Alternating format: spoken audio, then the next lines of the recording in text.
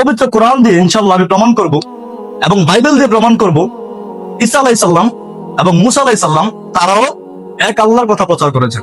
ঈসা আলাইহিস সালাম যাকে নাসারারা ঈশ্বর হিসেবে মানে, অথচ তিনি ছিলেন মুসলিম এবং আল্লাহর পক্ষ থেকে একজন রাসূল।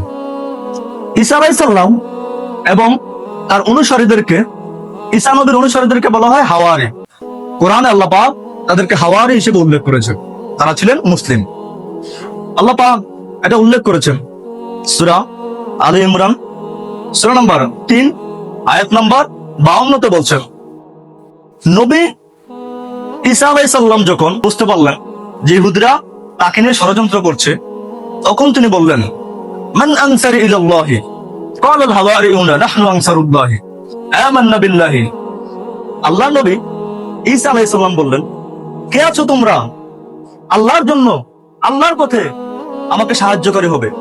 হাওয়ারিগণ দাঁড়িয়ে বলল, আমরা হব আপনাকে আল্লাহর জন্য সাহায্যকারী। আর আপনি সাক্ষ্য থাকেন, আমান্না বিল্লাহি, আমরা ঈমান এনেছি, আমরা এক মুসলিম। তার মানে তারা ছিল মুসলিম। এবং ঈসা আলাইহিস সালাম তিনি এক আল্লাহর কথা প্রচার করেছেন।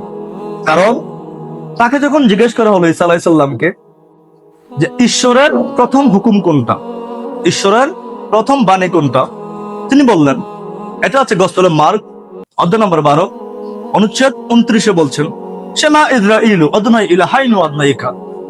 শোনো হে ইসরায়েলীগণ, আমাদের ঈশ্বর হচ্ছে একজন।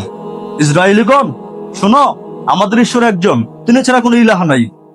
এই যে তিনি বলেছেন তিনি ছাড়া কোনো ইলাহ নাই, এক ঈশ্বর, এটাই হচ্ছে ইসলামের প্রথম কথা।